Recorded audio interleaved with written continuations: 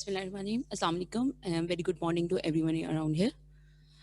In the late 2019 and in the early 2020 in Pakistan, the life of every person changed. I'm talking about none other than the COVID pandemic that has changed the life of every person around the globe. So with the neurosurgeon as well. The primary aim of our study was to do the evaluation, the effect of the COVID pandemic in the neurosurgical residency, the shortcomings and their effects. Okay, let's start with a brief background. The COVID pandemic has disrupted the routine neurosurgical training and practice worldwide, so also in the developing countries.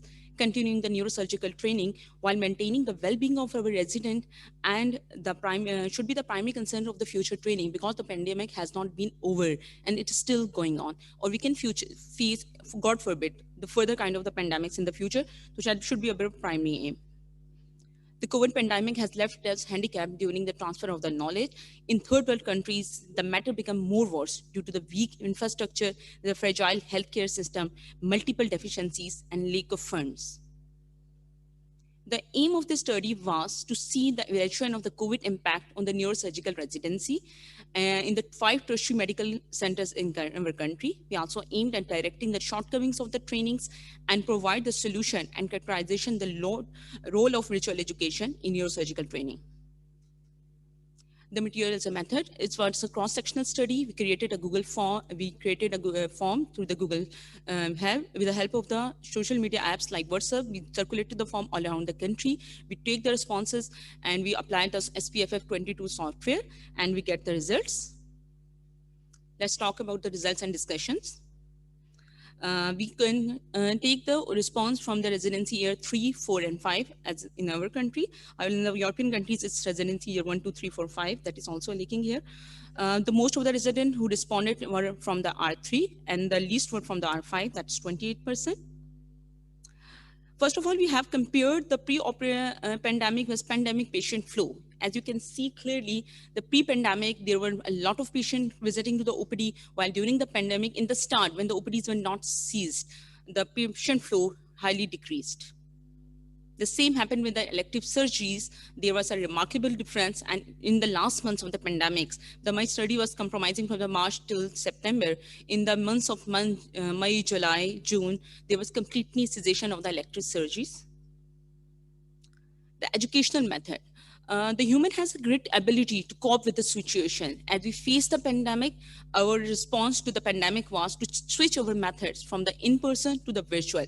And there was a great increase. You can see that from the 20% to the 80%, we more believe on the virtual method, and that benefit us during the training as well. Okay, one of the benefits we got from during the COVID pandemic is that of the increase in the research hours. If you can see that before the pandemic, the 86% resident respond that they were doing the less than 4 hours research because of the hectic schedule of their duties. But while during the pandemic, due to we have the cessation of the elective OTs, OPDs, we have the plenty of the time. So retrospective studies were done, the different kinds of surveys were done, and the research hours were increased more than 4 hours in the 82%. That was quite opposite of the before pandemic. Okay, the personal protective equipment, as the study was done among the government hospitals or 5 tertiary hospitals, unfortunately, 39% residents were not satisfied the provision of the personal protective equipment in the hospitals. Burnout symptoms. The COVID pandemic has left out with so many aspects in our life. So many residents affected by the COVID pandemic during the duration. Myself affected recently with the COVID pandemic, and that left us with a great amount of the depression. As you can see, 75% respondent, there was a depression. There was anxiety about the future. What is happening in the future? Where is our neurosurgical training is leading to? And financial issues were also faced by most of the resident respondents. There are 71% response was a great response. The effect on neurosurgical skill. Every resident who came in the surgery has a great aim to get the surgical skills. The prime aim of every neurosurgical resident or even a surgical resident is that to get more and more surgical skill.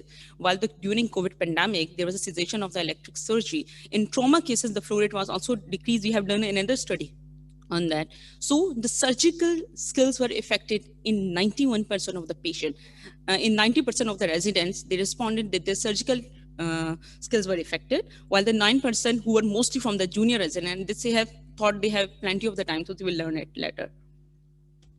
So conclusion of the century, being a developing country, the COVID pandemic has negative effect was amplified due to the financial reason and weak infrastructure. Inadequate personal protective equipment increased the risk of the resident. Online education gained more visibility, awareness, and huge impact on our learning. Our suggestion is that provide adequate PPE and financial and psychological support. The psychological evaluation of the resident is as necessary as their physical well-being, because sometimes the residents are affected from the psychological effect and we can't recognize it at time. Provide additional surgical courses, and extending the residency duration can be an option for the compensation of the time we have lost during the COVID pandemic. The promotion of virtual education will have good effect on the resident learning in future as well as now during the pandemic as well.